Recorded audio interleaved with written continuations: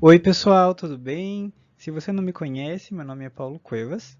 Eu sou biólogo, mestre e doutorando em bioquímica e hoje eu estou aqui para ajudar vocês e para a gente conversar um pouco sobre bioquímica, né? Essa ciência maravilhosa que, como diz meu amigo, é capaz de gerar muitos sentimentos fortes. Então, hoje a gente vai falar de um dos temas mais importantes da bioquímica, que são as enzimas, essas moléculas incríveis. Para a gente começar essa história, vamos pensar no seguinte. Essa reação aqui que eu estou mostrando é a reação que a gente eventualmente chama de respiração celular, né? E ela é nada mais do que glicose mais oxigênio, gerando CO2, dióxido de carbono, água e ATP, que é a nossa molécula rica em energia. Na gente, nos organismos, pegando como um exemplo assim, pensando no ser humano e pensando na digestão, esse processo pode levar de segundos a 1 hora, assim, dependendo, por exemplo, de uma refeição rica em carboidratos, em todo o processo da digestão e tudo mais. Mas se a gente pensa no açúcar de cozinha, que é formado por sacarose, né, e sacarose é formada por glicose, esse açúcar está lá na prateleira e está em contato com o oxigênio, mas nenhuma reação se processa. O tempo necessário para que isso seja possível seria de anos. Anos, anos, anos. Então, por que que nos organismos vivos esse processo acontece em questão de segundos ou horas, enquanto no ambiente esse processo leva anos? A resposta é bem clara, né? Porque existem enzimas. O que que são enzimas? Enzimas são moléculas biológicas capazes de acelerar reações químicas. Acelerar reações químicas é o que faz elas catalisadores biológicos. Quando a gente pensa agora na natureza química das enzimas, a grande maioria das enzimas são proteínas, embora a gente tenha também moléculas de RNA com poder catalítico. Então também existem esses RNAs que podem catalisar reações químicas. Esse grupo específico se chama de ribozimas, mas aqui a gente vai focar principalmente nas enzimas que são proteínas. Por serem proteínas, então elas dependem de condições de pH e temperatura específicos para cada enzima. Em geral, né, em geral, mas nem sempre, né, a maioria das enzimas elas necessitam de condições suaves, embora existem enzimas que podem, que funcionam em situações mais extremas. E uma característica muito importante delas é que elas não são consumidas durante a reação química. Ou seja, a enzima faz a catálise, assim que termina a catálise, ela está disponível para fazer a catálise com outra molécula. E aí a gente precisa aprender a ler uma reação enzimática. Como a gente faz isso? Então aqui eu tenho um exemplo, né? Não assustem. Então aqui eu tenho a estrutura de uma molécula chamada frutose, que ela se converte em glicose, em frutose 1,6-bisfosfato, na presença da enzima, e também de outra molécula que é o ATP. Então, quando a gente vai ler uma reação enzimática, a reação ela é formada por substrato. O que é o substrato? A molécula que é modificada pela enzima. Em geral, o nome da enzima vai estar em cima ou embaixo da seta, né, indicando qual que é a molécula, né, e lembrando que, em geral, as enzimas terminam sempre com o sufixo ase. Em geral, gente, não é 100%, mas você pode encontrar as enzimas normalmente com esse sufixo ase no final. E o que ela produz, o que essa reação produz são os produtos, as moléculas resultantes da reação. Então, vamos pensar nisso. Nessa reação que a gente está vendo, a gente tem a frutose 6-fosfato como um substrato. Ah, como eu sei, os substratos em geral estão antes da seta, né? Tem outro substrato também, o ATP, porque ele vai ser também o que? Modificado pela enzima. O ATP se transformará em ADP. E os produtos, então, são frutose 1,6-bisfosfato e ADP. Agora, o ATP ele tem um papel bem especial aqui nessa história. Ele pode ser considerado um cofator enzimático, que são moléculas, em geral não proteicas ou íons, necessários para a catálise. Aprofundando um pouco mais sobre isso, a gente tem que pensar que os cofatores eles são moléculas muito importantes para a catálise. E eles normalmente aparecem associados, quer dizer, eles estão ali no sítio ativo ou eles estão em contato direto com o sítio ativo.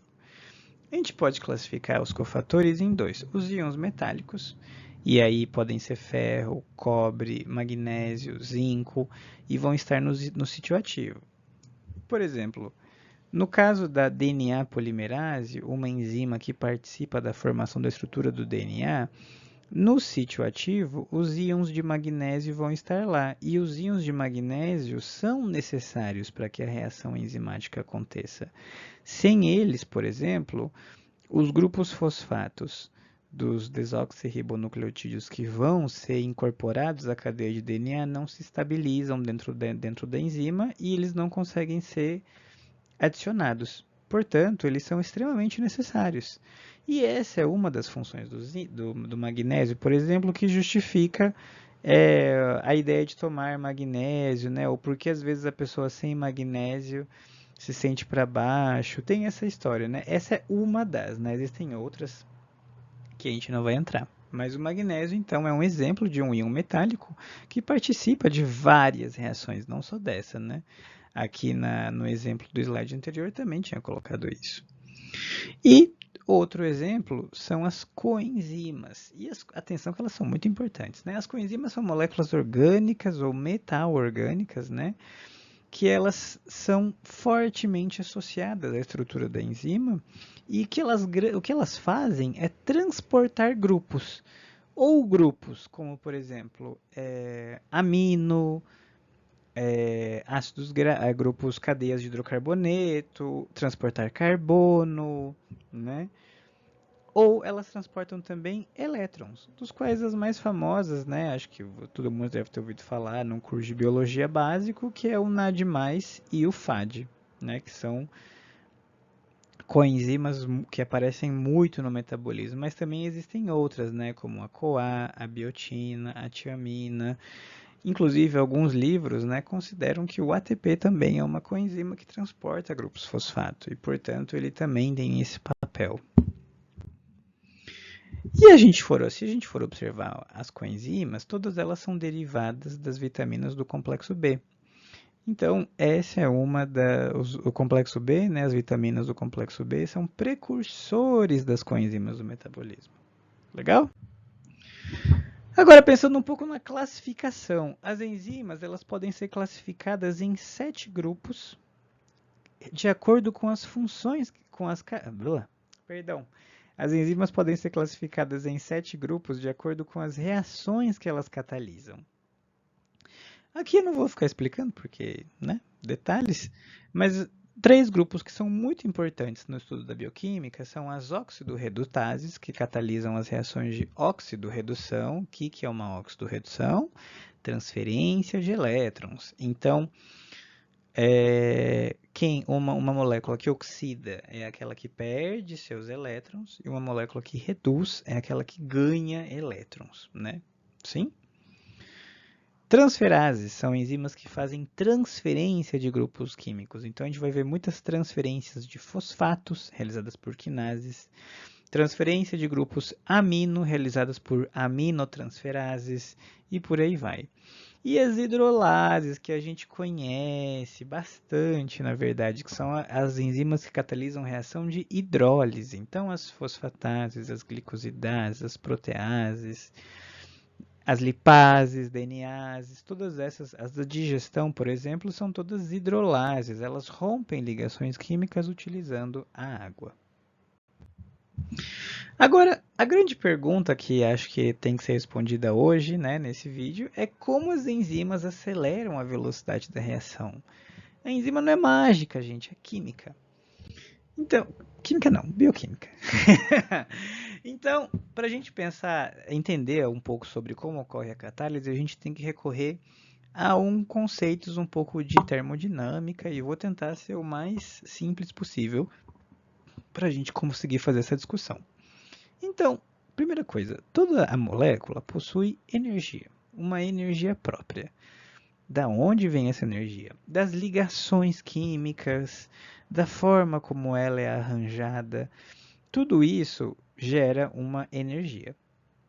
Para que a gente transforme uma molécula em outra, por exemplo, a frutose 6-fosfato, para que ela seja transformada em frutose 1,6-bisfosfato, o que mudou de uma molécula para outra? Aqui estava sem nada, né? Só uma molécula de oxigênio e hidrogênio, aqui ganhou um grupo fosfato. Então, para que essa reação aconteça, a frutose tem que superar uma barreira energética, que é chamada de energia de ativação, e quando essa barreira energética é superada, ela se converte em frutose 1,6. Então, para que uma reação química ocorra, a molécula tem que ela tem que conseguir atingir um estado, que é o chamado de estado de transição. Nesse estado de transição, ela tem a probabilidade de ou voltar a ser como era, ou se modificar e atingir o estado e atingir a energia do produto, né? Isso é visto como, por exemplo, por esse gráfico aqui. Então, aqui a gente tem o caminho da reação e a energia. Então, por exemplo, para uma reação desse tipo, a gente tem os reagentes ou substratos, né, no caso. Reagente é uma palavra mais genérica. Substrato é quando se refere a uma reação enzimática, tá? Então, o reagente, ele vai receber, ele precisa atingir essa barreira de energia aqui. Quando ele consegue essa energia, ele entra no estado de transição. E aí existe probabilidade que ele volte a ser reagente ou que ele se transforme em produto.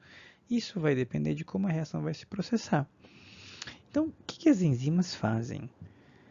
Observem o seguinte. Primeira coisa, que o reagente, a variação de energia entre o reagente e o produto é essa. Quando a gente adiciona uma enzima, olha só, então aqui, perdão, gente, aqui tem a energia de ativação, né? Então essa é a quantidade de energia que o reagente precisa ter para chegar no estado de transição. E o que a enzima faz? Ó, ela diminui a energia de ativação. Então, ao diminuir a energia de ativação, você consegue acelerar a velocidade da reação. Energia de ativação e velocidade estão relacionadas, e aí existem algumas equações que ajudam a gente a ver essa relação. Por hora, a gente vai ter que entender isso, né? E eu quero que vocês vejam uma coisa. Mesmo com a energia de ativação menor, a variação da energia entre reagente e produto não mudou.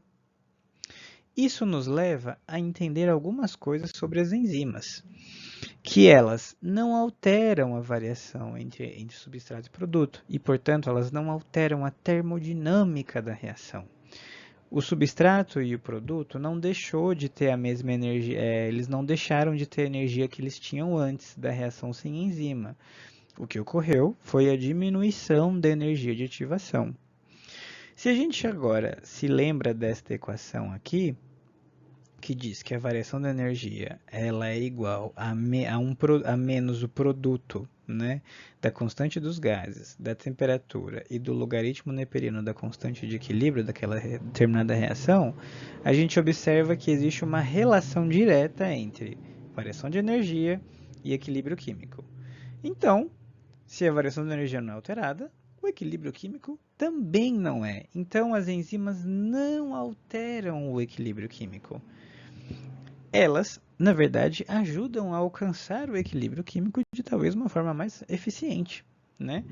E, concluindo, então, as enzimas diminuem a energia de ativação, aumentando a velocidade da reação. Isso tudo tem a ver com o sítio ativo. O que é o sítio ativo? O sítio ativo é uma região da enzima onde o substrato se liga e sofre as devidas modificações. Como que a enzima reconhece quem é o seu substrato? É o seguinte, no sítio ativo a gente tem uma especificidade espacial. Então, o sítio ele é arranjado para que ele é arranjado de forma que a molécula correta consegue entrar. Tudo bem. Além disso, então, existe uma especificidade espacial. Também existe uma especificidade química. Por quê? Porque dentro do sítio tem cadeias laterais de aminoácidos, como a gente está vendo aqui, que conseguem interagir com o substrato. Então não adianta apenas que a molécula consiga entrar no sítio. Ela tem que entrar no sítio e tem que fazer essas interações químicas com os aminoácidos que tem lá dentro. Mas e aí, gente? Por quê? Que o sítio ativo se relaciona com essa ideia de diminuir a energia de ativação? Então, para isso, a gente tem que pensar em duas hipóteses. Lá no início, lá no início da bioquímica, se acreditava que as enzimas elas eram perfeitamente complementares ao seu substrato. Então, a enzima estava aqui, o substrato se ligava, formava-se o complexo enzima-substrato, que é uma união entre enzima e substrato, né? E assim ocorria a catálise, e aí geravam-se os produtos. Essa hipótese foi chamada de o modelo chave-fechadura. Por quê? Porque a enzima era perfeitamente complementar ao seu substrato. Mas se a gente para pensar, existe um certo problema nisso. Por quê? Se existe uma complementaridade muito forte, e o que é complementaridade? Quer dizer que, lá no sítio ativo, os resíduos de aminoácido interagem muito fortemente com o substrato, você vai criar um complexo enzima-substrato muito estável. E ao ser muito estável, a energia de ativação aumentaria ao invés de diminuir. Então, a formação do complexo enzima-substrato ela geraria uma energia de ativação maior do que a reação sem enzima. Então, né, isso gerou um certo conflito e os cientistas ficaram, ué, no começo se acreditava, né, que existia essa especificidade existe, mas essa ideia de você ter uma chave e uma fechadura que são perfeitamente complementares era um pouco difícil, porque o que acontece se você não tem se a chave é perfeitamente complementar? A chave emperra. Então, é mais ou menos alguma coisa parecida aqui. Se a enzima for perfeitamente complementar ao substrato, a ligação entre eles estabilizaria o complexo enzima-substrato e aumentaria a energia de ativação, ao invés de diminuí-la. E agora? Então, eles pensaram, bom, esse era um modelo, esse era um jeito, né? Depois foi pensado em outra proposta, que a enzima seria perfeitamente complementar ao seu substrato quando ambos estão no estado de transição. O que é o estado de transição mesmo? A enzima e o substrato vão se modificar, os dois vão sofrer modificações, vão se rearranjar molecularmente e eles vão ser complementares. Então, quando eles não estão associados, o sítio tem uma forma e o substrato tem outra forma. Quando eles se associam, os dois se modificam, os dois se rearranjam. E aí, sim, ocorre a catálise. Esse foi o chamado modelo de ajuste induzido. E se a gente for pensar agora usando esse esqueminha, né, que é um exemplo do livro de bioquímica do Leininger, se a enzima é perfeitamente complementar, se a enzima e o substrato eles interagem e formam um complexo, ambos entram no estado de transição e os dois se modificam, o que acontece? Ao rearranjar as estruturas, você vai desfazer ligações químicas ou interações que estão ocorrendo tanto na enzima quanto no substrato. E ao se rearranjarem, você está fazendo com que a energia de ativação diminua. Ao rearranjar a estrutura, você está desfazendo ligações de um e de outro, e ao desfazer essas ligações, você reaproveita essa energia e você diminui a energia de ativação. Então, essa é a hipótese atual, a que mais se aceita para explicar como as enzimas conseguem diminuir a energia de ativação. Tentei explicar aqui da forma mais leve, não sei se consegui. Por favor, me digam nos comentários se eu consegui, porque esse assunto não é nem um pouco fácil, né? E atualmente a gente tem cada vez mais evidências que apontam, né, que o estado, o modelo de ajuste induzido é o modelo que as enzimas e também que outras proteínas que fazem ligações com outras moléculas seguem. Então, se a gente pega e conclui um pouco tudo o que a gente falou aqui, a gente pode dizer que as enzimas são catalisadores biológicos.